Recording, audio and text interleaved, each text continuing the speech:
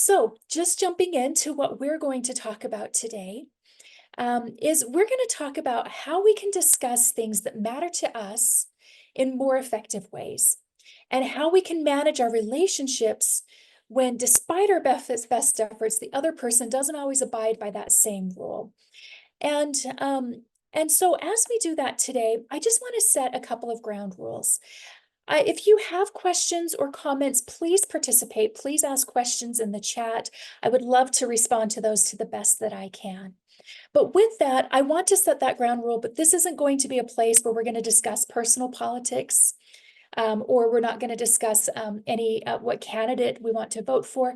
We're going to keep it pretty neutral and based on how do we have good relationships with people who might have views on the opposite side of things. So that's where we're going to, where I'd like to keep that boundary for today. But if you do have ideas on things that have worked for you, please feel free to share those in the chat today. And as always, please be respectful. I know that, like I said earlier, this can be a really heavy topic. And so we want to make sure that this is a safe place for people to share those ideas, as long as we're keeping to that boundary of we don't want this to be a pro this candidate or pro that candidate as we do that today. But why are we talking about this topic? It's an interesting thing that I feel over the last couple of years has been a lot harder to navigate. And I would assume that maybe you are here today for the same reason. It felt like in the past that, that we were able to have political differences and maybe not always, see eye to eye, but it feels like in the last few years, it's been a lot harder to do that. It's been a lot harder to have some challenges or have different opinions and ideas when it comes to these things, and to have, and to be able to do that respectfully and kindly. I've got on the screen here a couple of things that I've just seen in the news recently, in the last couple of months that have come up, that this seems to be a lot more common. From the bride that uninvites her brother to her wedding after he made political speeches and asked for donations at her bridal shower, to Ask Eric, who is like a Dear Abby, if you will, and someone political texts. And this one in here where this man went to his father on Father's Day and said, "Hey, I hope we can put our political differences aside for Father's Day." And his dad's response was pretty much like, "Nope, can't do it, can't do it." And this seems to be a lot more common, something that we are seeing a lot more frequently in the world of therapy as well.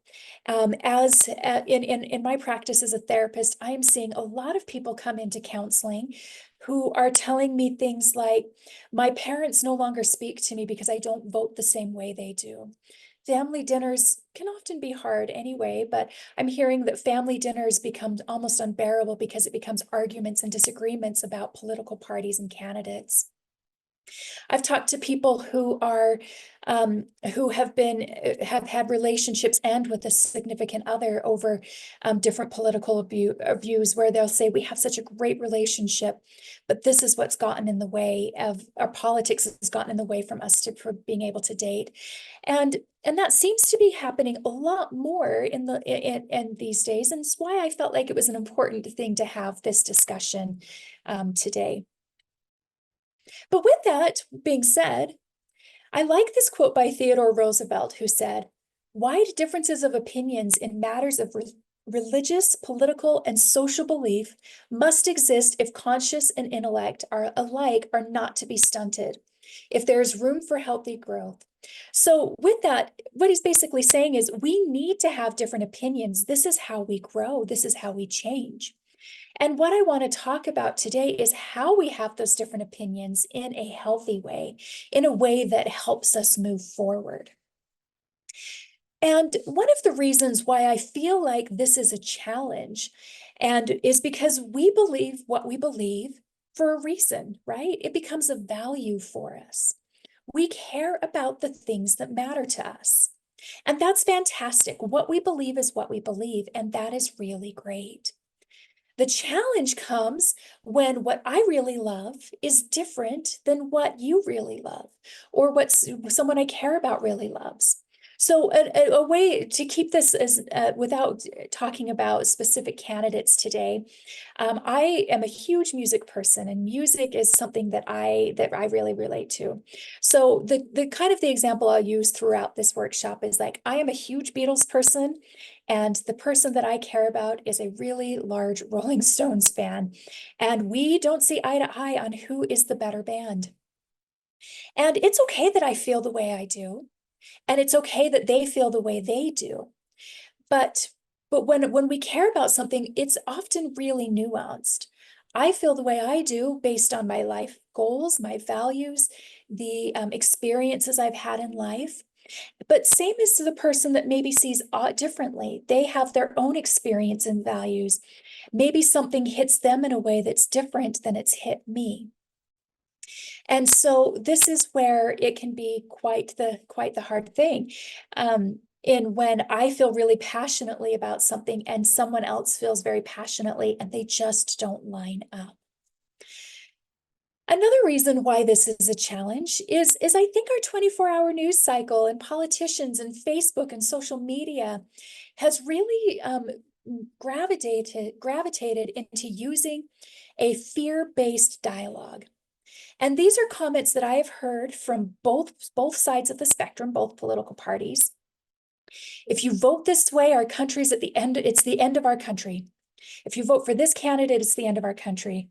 Or if you vote for this party, you must believe this horrible, awful thing, or you must be this horrible, awful person. Or this one policy or value matters more than anything else. It matters more than all these other things that get in the way.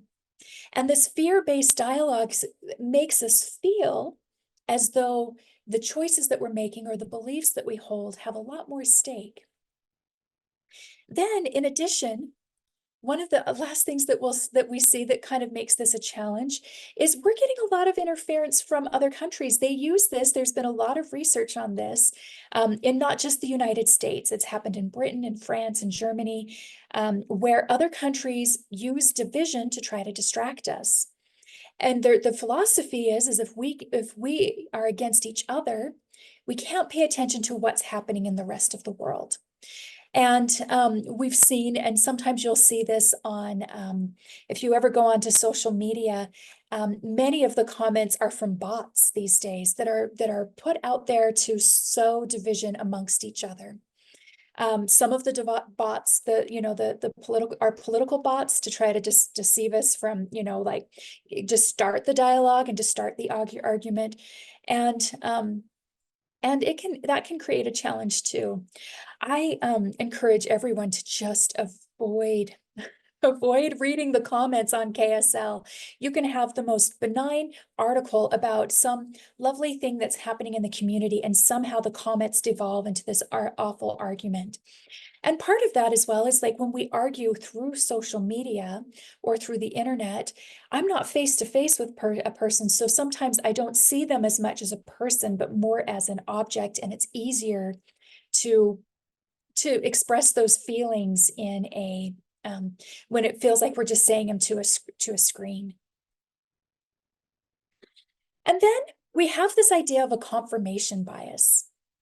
This is something it's a psychological theory that's been around for a long time. We apply this to all sorts of different things. So let's say again that I am a huge Beatles fan, which is the truth. I love the Beatles. And I want to say that they are the best band that's ever existed. A confirmation bias would be is I will gather all the evidence I can to support that belief, and then discount anything that doesn't quite line up for that. So maybe the evidence, as you see in the little graph here on our screen, the evidence that I have that supports my belief, there's probably some good truth out there that supports that belief. But I'm only going to take a certain part of that fact and evidence. There's probably really great evidence out there that the Rolling Stones are a great band, right? But I'm going to ignore all of those, and I'm only going to gather the evidence that supports what I want to see. We see this with a lot of different things, right? If I want to believe that Utah drivers are the worst, I will only pay attention to the drivers that are really bad. And I'll ignore all the evidence and facts or the other 99 drivers that I pass that are wonderful drivers or really thoughtful or following traffic rules regularly, but I'll pay attention to that one or two. So oftentimes, that's what we develop our beliefs based on whatever led us to get to that place. And then we will gather whatever evidence we can to support that and throw out anything that doesn't. And when we look at this politically, we will gather all the evidence that supports why we like the candidate we do, and maybe not pay attention to the things that don't necessarily we don't like about them or that don't fit within our value system of that party. But I'll really pay attention to the things that do. And likewise, with like the opposing party, maybe I'll only pay attention to the things that I don't like about them and discount any good they might be doing. And that's something that I think the news media gets, certain news media gets really caught up on as all, is we'll only pay attention to this confirmation, confirm the ideas that we already have and discount anything that doesn't fit. Then there's this idea of a certainty trap. This is a new book that's coming out just this month in September, I believe this book has come out. And it's written by a professor who talks about really how do we have more civil discussions about what's happening in the world. And one of the things that she talks about is this idea that when we get into this trap, this certainty trap, that we start to believe there are only two reasons why someone might disagree with us. They're ignorant or they have hateful motives. So anyone who disagrees with me that the Beatles aren't the greatest band ever must not have listened to the White Album, because if they would, or Abbey Road, oh my goodness, they would definitely know. They're just ignorant. They haven't done the research to see how great the Beatles are, right? Or they're just out to get me. They don't like me for some reason. So that's why they're doing their whole Rolling Stones thing. In truth, I really love both bands, but the Beatles are always a favorite. But one of the things that we want to think, but we see with other people is we'll see that they have hateful motives against us. And we start to then think, if they would just see it my way, we could solve the problem. Because I've got this, I'm so certain in my beliefs that we just need to convince them to do it my way. And then we're cool. We're cool because obviously my way is the best way. And what she suggests in this book is that a third option that we want to consider in order to have better dialogue with people is this idea that people have principled reasons for believing what they do. And when we refuse to hear or recognize those reasons, we're not communicating. And I'll bring the study up a few times, but there's a research study done by the Greater Good Science Center. The Greater Good Science Center is based out of a college in California. And what they do is they want to research what brings more peace and happiness. That's what they take their psychologists and their researchers, and they want to help determine what brings more peace. And they did a study many years ago that talks about how when we have a belief in a certain thing and we start to force that on somebody else, and we start to like wag our finger and say, you need to believe, and don't you know, and we make it more of a forcing our beliefs on them and shaming them if not, what their study showed is that that actually doesn't really change people to see our points of view. Instead, what the research showed is the opposite effect happened, is that it just further entrenched people into their own beliefs. And because of the tone and the force, most people didn't even consider the argument of the other person. They just listened to the tone, the force, the pressure, sometimes the name calling. And all that did was like, well, that's a reason why I'm not going to listen to them. I'm going to really get further in my own beliefs. And that's what we do most of the time. We see this in couples too, or families when we're arguing. When somebody's arguing, how often are we actually listening? And how often are we just coming up with our counter argument? And so when we take a step back and try to understand the principal reasons why people believe why they believe what they believe and are acting the way that they do, we're much more likely to have common ground. But when we start to view others as deficient, what does that do to our view of them? I mean, these pictures are kind of silly here, obviously.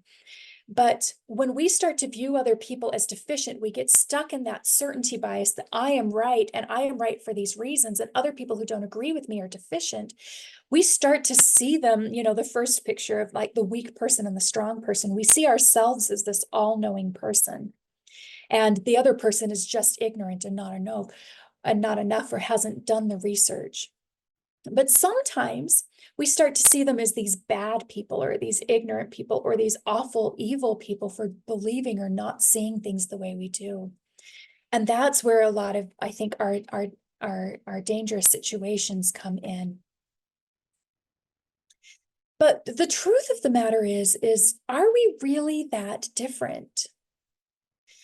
This is a couple of studies that were done, this first one's a KSL article that was done by, from the Utah Foundation, that found that Democrats and Republicans agree on several key issues, that they're not quite as far apart as we think.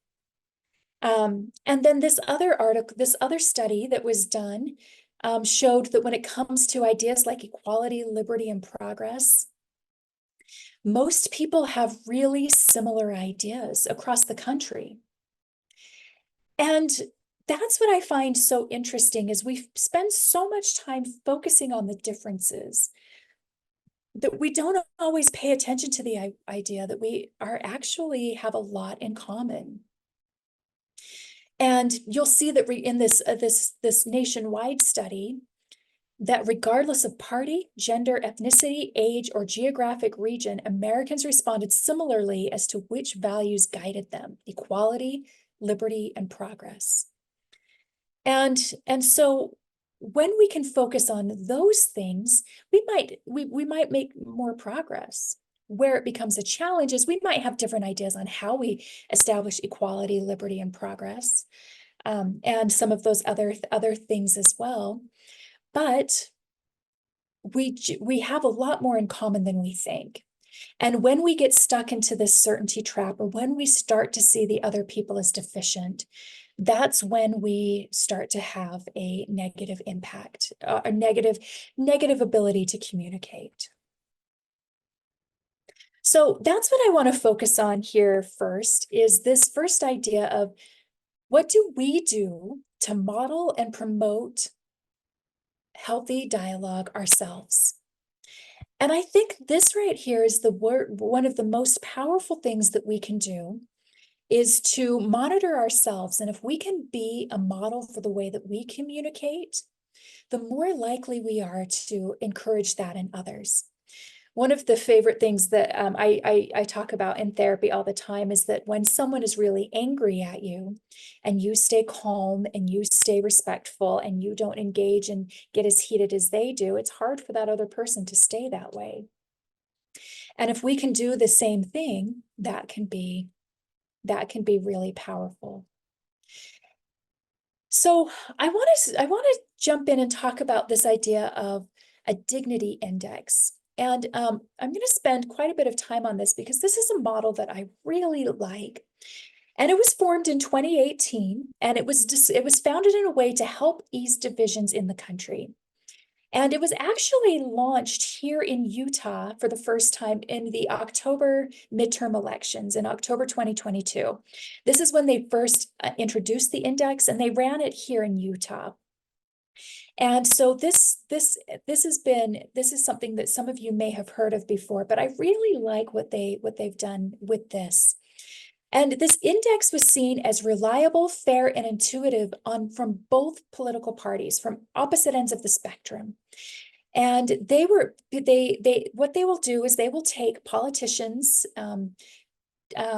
speeches or debates, and they will take snippets of them or quotes from them and have people rate them on a scale. And what they found, that even if, regardless of political party, people were able to fairly agree on scores and really rate how people were doing, how politicians were speaking in a way that promoted dignity. And they found that people got really excited about this idea, this dignity index, that once this kind of came out, that people all across the country were really wanting training on this. The media has been covering it a lot and wanting workshops on how to do this and how to implement this more frequently. And they found that observers at first, when they learn about the dignity index, observers first used it as a tool for judging others, judging the candidates they don't like. But over time, they found that they started to internalize it and mirror it for how they themselves are doing. And they found that when people spent time with the index, they discovered that contempt is the problem, that they contribute to it, and they can take action to help solve it. So I'm going to go through each of these different scales. So like I said, they will take a politician's speech and they will take different, because politicians' speech cover a wide variety of topics. They'll take one topic and then they'll have people rate how they feel someone is doing on that topic, or how they portrayed, if they portrayed dignity or if they portrayed contempt for the opposite side. And if you're interested, you can go to the dignityindex.us website, and they update it every day. You can go in and you yourself can score more recent political speeches yourself and rate yourself on how you feel like the person is doing. So the lower end shows less dignity if you score a 1. The higher end, an 8, means that everyone is born with worth. And how do I communicate that in what I do? So let's go through this a little bit here. And as we go through this, I want you to think about how you communicate your beliefs and how we can do it with more dignity and less contempt. And so this is the scoring guide, and all of this information is available on the Dignity Index webpage if you want more information. And of course, these slides will be available to you as well. But we talk about the Dignity Index. The lowest is a score that you can score as a 1. And this is saying when somebody is speaking about the opposite side, they're saying they're not even human. They don't deserve to live. They're ruining us. We have a moral duty to destroy them before they destroy us. So as you see, the lowest end, we stop seeing people as human. We see them, you'll hear people maybe who score in this area comparing people to as animals or vermin, or using non-human terms to describe the opposite side. They have an absolute belief in their own righteousness and the life-threatening subhuman evil of the other side. And so it can promote violence in the fact that we see the other side as being so evil, we want to get rid of them, even if that means through violent means, because we are virtuous and heroic about calling for violence on and acting on it because they are so evil and wrong. 2, we get a little bit better here.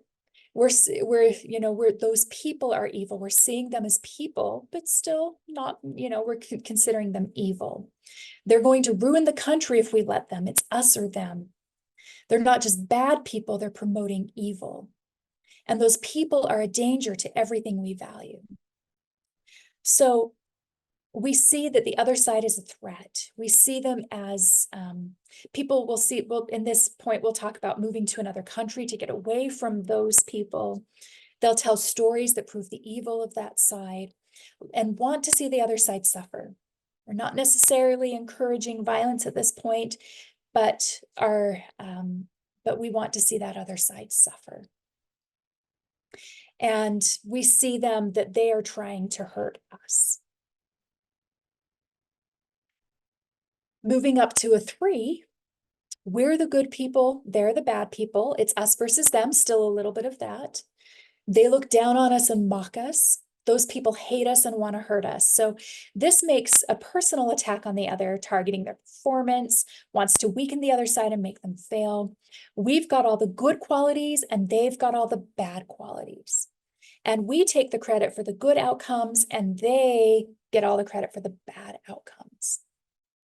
So it's not quite, you see, it doesn't incite violence. We're seeing people as people, but we're still maybe not necessarily seeing, you know, we're not taking accountability for maybe that both sides have some room for growth. We're not seeing that we're dismissing any good that the other side might be doing. And you'll see here that a 3 turns us against the other side, while 4 turns us away from the other side. You'll notice that each one is a little more subtle, a little less hostility, a little less contempt with each layer that we get to. So a 4, we're better than those other people. They're working for those people, not for us. We avoid those people. They're different. We don't really have anything in common. So it's not quite as hateful, but we see that it downplays common interests and values. It makes them sound less appealing. But we want to just be mindful that, again, how this looks. Now you'll notice we've gone from red to yellow. Now we're getting into the green category with a 5 and 6. If we can get to this, I think we've made some good progress. So someone who's talking about their political beliefs and talking about the other side might be saying things like, the other side has a right to be heard. They belong here too. I'll listen to what they say. I'll share my views with no contempt, so they're easier for others to hear. So in this case, in a 5, we're able to recognize that other people have the reason for thinking the way that they do. But we're also standing firm for what we believe in, but we also want to hear what the other people have to say. And speak openly and explain your views, but not with contempt. Does more than state vague goals. They state their views, and then listens intently and sincerely to the other side without contempt. Challenges the other side on facts, actions, and decisions and outcomes, but not with insults or negative jabs. I think that's the difference there, right? We can say, we can challenge the other idea with facts, but we do it with kindness and not with name calling or accusations, insults, or difficult labels. 6, we talk to the other side and we search for the values and interests we share, using them as a basis for cooperation. We don't let our disagreements keep us from cooperating on the things we agree on, and recognizing that we have more in common than we think. So in this side, we see the good in the other side and acknowledge their skills and accomplishment. Personally, I would find it so refreshing if more of our political speeches had this. I never watch the news or especially commercials during political seasons because they're just filled with so much contempt. Both sides, all parties, whether it's, we think of the 2 major parties, or if we're thinking about some of our other smaller parties in the countries, all of the commercial, I shouldn't say all, but many of the commercials fall into this idea of they're wrong and let me shame and let me use this negative label. But what a refresher to say they have their good things. Here's why I think that this, this side is what aligns more with me and my values and interests, but they're not bad either. The other side is not bad either. And actually, we see that we've got some things in common. And then the ideal, where we want to get to, is 7. A 7 is, I want to discuss our disagreements because I'm open to changing my mind. I might be wrong. This comes in this place of having some humility, some ideas of like it's okay to value what I value, but I'm curious about what other people have to say and how they came to what they believe. And my certainty, I may be certain in some things, but really open to hearing what other people have to say. And I'm willing to take criticism from my own side for working with the other side. So sometimes we'll see this when politicians try to meet in the middle and they get criticism from like, how dare you work with that side? The 7 is somebody who really wants to do what's good for, for all people, regardless of political party, and want to work together rather than stick straight to one side or the other. And someone who's at a 7 can offer apologies and forgiveness when there's been a conflict. Has abilities, has humility in their ability to be self-critical, admit mistakes, and consider how they might be contributing to the problem. And they see through the polarization game. When others try to incite anger and put people against each other, they call it out and urge others not to fall for it. Then the last that we have here is an 8.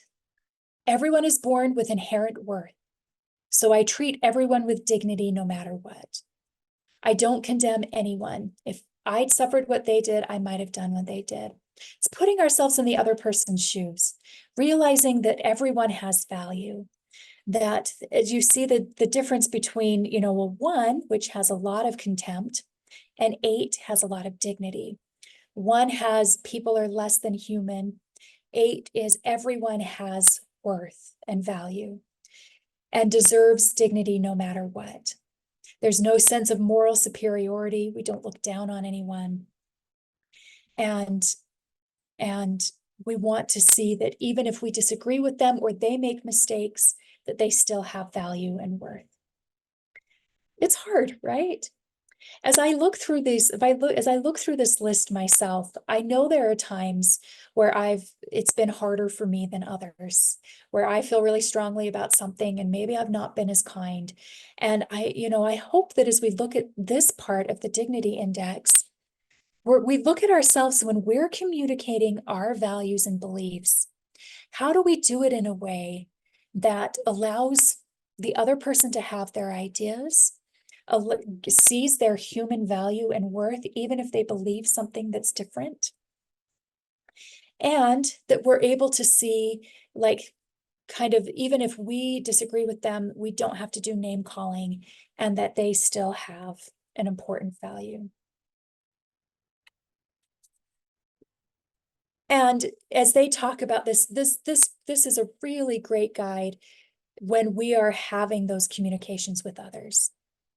We include others. We make them feel that they belong, regardless of relationship, regardless of their beliefs. We make them feel as though that they belong. We create emotional safety. This is something as therapists we talk quite a bit about in couples counseling and in family counseling, and sometimes at work too. How do we create an emotionally safe environment where it is safe and okay to talk about the things that I need to share without being shamed, belittled, and ridiculed? So how do I, as a person, be emotionally safe where people feel that it is okay to come to me? We acknowledge their behaviors. We give people the independence. That is, I think, a challenge, is we give people the independence to believe and act in their own behalves, that they control their lives and that they can choose how they want.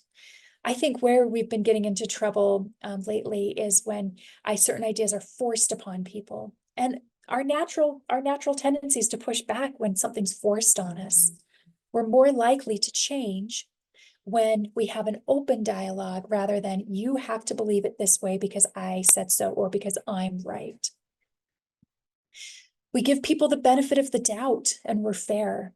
We treat people as though they're trustworthy. One of the challenges that I know that comes up is that someone does something that hurts us and it hurts our feelings, and then we start to make assumptions. And it's very rare that somebody wakes up and they're like, I know it's going to make you mad today, and I'm going to intentionally do these things to make you mad. Most of us wake up with the idea that we want our day to be as good as possible, and we want it to be, we're not trying to hurt others. When hurt does happen, we want to be fair and validate and understand what's going on and be accountable for our own actions and the things that we've done that might contribute to this, but also have the other side, hope the other sides can take that accountability as well. So that is, when we think about that, the dignity index and thinking about that, the biggest key we can have is, how do I see people as people? And how do I give people the benefit of the doubt and be fair? This next concept is something that I've seen come up quite a bit as I've been researching this topic over the last couple of years. And it's this idea of the overview effect. And what this is it's a common phenomenon. It was named by an astronaut named Gagarin, who, when he went into space in the 1960s, I believe, you get into space and you realize how small our planet really is and how beautiful it is and how much vastness is around us. And what many astronauts come back to Earth and recognize is that when you're that far up in space, economics, borders, all of those things that we implement as important don't seem to matter as much when we're in space. William Shatner shared a similar experience when he got up in space as well. And he said, "It was among the strongest feelings of grief I have ever encountered. The contrast between the vicious coldness of space and the warm nurturing of Earth below filled me with overwhelming sadness." And so he talks about all of the things, they often think about like how, once you kind of take a step back and you see the Earth for what it is, some of those smaller things don't take as big of an impact. And I wonder what that looks like for us. How do we take a step back and have an overview effect of those around us? As we see them as deficient, do we see them as the other? Do we see them as the opposite? But how do we take a step back and see all people as people, and that people are more than their political beliefs? I think this is a really valuable tool that we can implement, is when we see someone is stuck, do we take a step back and understand why they might be the way that they are? Sometimes if they've done hurtful things to us, that doesn't mean it justifies it or that it's okay that they've done the things that they've done. But it helps us see them as more than just an object, but as a person with feelings and ideas. And when we see this with our coworkers and our friends and our family, and we see them not as black or white, that can really help us see that that common ground that we have. I, like many of you, when I go to family dinners, was at one last night, and I thought, oh, I hope politics don't come up. Because in my family, we have a wide variety of political ideas and views. And one of the things that we found has helped is that we focus on what we do have in common. What common ground do we have? In our family, it's often music and games and hiking and camping and travel and our shared memories together. And when we spend a lot of time with that, we're much more likely to have a political discussion that is based on respect than when we've ignored those common ground things. And we'll find that even in our family, if we have people who have very different beliefs, that there are people that there's a lot that we actually agree on, and that can help us as well. So asking each other before we have that discussion or before we have a discussion about the things we don't agree on, what are the things we do agree on? What common ground do we find? And how do we build that relationship so it's not just one-sided? And we see this in every relationship we have, right? A relationship is able to be deep and healthy when we are able to have it be multifaceted, not just about work, or not just about the kids, or not just about the one common interest we have.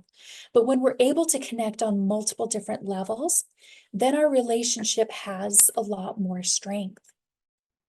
When we're able to recognize that we have all of this in common and these are our differences, then it makes processing those differences a lot easier because we have that commonality. So that's one key tool I encourage us to really use as well, is how do we focus on what we have in common? Let's sit down and have those discussions about what we have in common.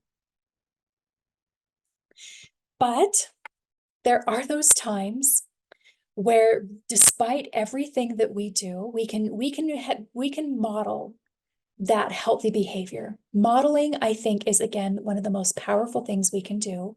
We can model the dignity index. We can treat people with respect, show that their opinions matter, not use name calling or not let our tempers rise. And we can model that, and oftentimes other people will want to adapt that as well.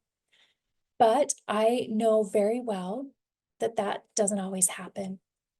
And that sometimes in those situations, like that text where at the beginning of our presentation today, where the individual was saying, "Happy Father's Day, Dad. I hope we can put our differences aside." And the dad's like, "No," that happens sometimes. And so this is where I would really encourage that we set boundaries. Sometimes the best way to work through those differences is to give it a little bit of space. If we do everything we can to create that common ground and it still isn't there, then I think holding boundaries is important. One that I've used pretty regularly and seems to work best for me is this one that says, "Our relationship matters more to me than our political differences." And sometimes just saying that is enough to help put that pause and say, yeah, it can. Maybe we can make a deal not to argue about these differences, and again, focus on the things that we do have in common. This next one, going back to the study that I talked about from the Greater Good Science Center, I'm interested in how you feel the way that you feel about this issue. And then after you give them a chance to share why they feel they do, say, "Would you be open to hearing about why this issue is important to me?" And you do it without content and without belittling and without shame. And you share that back and forth.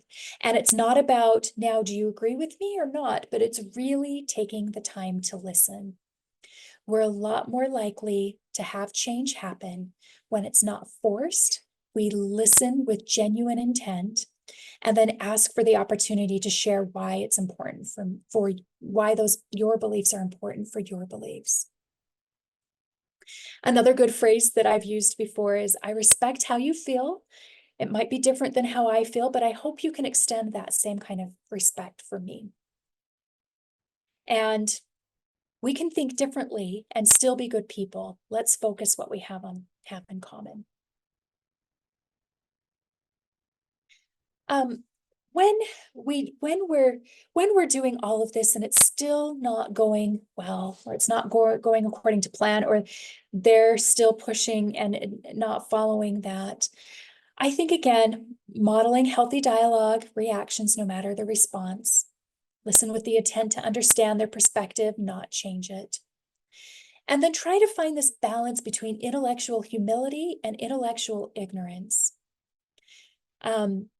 There's a story that I came across. It's by a pitcher for the Padres baseball team, and he had gotten into a cab after a baseball game, and his cabbie recognized him and started to say, "Hey, you know what? This is what I think you need to do to be better." And he talks about how he was initially like, "Who are you to tell me? You're a cabbie. Who are you to tell me how I should change? I'm the professional here. This is my career. I'm in the ML. I'm a Major League Baseball player. I know how to pitch. Who are you?" But he took a pause for a minute and he's like, "I didn't have a great game. Why not listen to this guy?"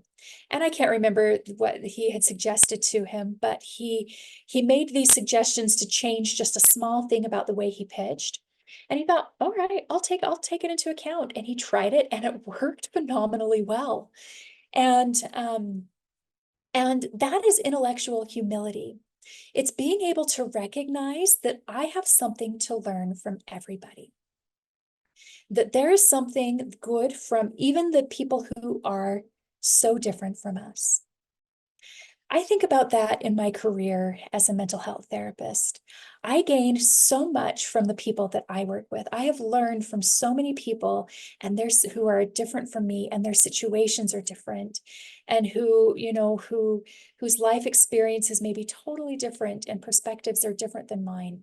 And I've learned a lot from people. And I find that when we can practice that intellectual humility to recognize the more diverse perspectives we entertain, the smaller our own blind spots can be, and the more we can learn from other people. Some of the best things I've learned are from different cultures where I have been privileged to kind of see how different cultures different from mine handle situations or events, or from the perspective of someone from a different belief system from mine and how they handle challenges that come their way. You'll often see this when somebody like travels the world, often their prejudices minimize because they realize, oh, this person in this part of the world has the same worries that I do. And so intellectual humility is this idea of, okay, even though they may not be communicating their feelings in the best way possible, I can still be humble myself. Whereas intellectual ignorance is, I know it all, and I'm going to refuse to entertain competing viewpoints. Again, even if that's what is the person in your life is doing to you, the more we can open up and let them feel that you're willing to learn from them. The hope is that will soften that harsh approach. No guarantees, but that's the hope. And just last here, recognize again, be curious, keep relationships at the core, believe that mutual gains are possible, and really listen to hear everybody. But with that, the last thing that I kind of want to end on is that we can navigate these situations on our own sometimes, and sometimes we can follow all of these things and do it just well, right. We can use a lot of dignity, we can listen respectfully, we can find common ground, and sometimes it just doesn't change. And that's when I'd encourage, if you feel like it'd be helpful, to call and talk to one of our therapists and get that extra support. As I've worked with many families and individuals in difficult situations like this. And each time we tailor a different solution to their unique situation. Sometimes it's about holding more firm boundaries. Other times it's very tailored towards certain situations and what their family brings. So I hope that each of you will kind of recognize that time to say, even if it's just someone who it can be that neutral person to talk that through, we want to be here for you to help as we go through that. So with that, I've got my resources here from the Greater Good Science Center, the Dignity Index, the Certainty Trap, and a few other resources that I've used today. But I hope that the thing that you take away from our workshop today is it can start with us. And even if we do everything right and the people in our lives don't, how do we still maintain that dignity the best we can?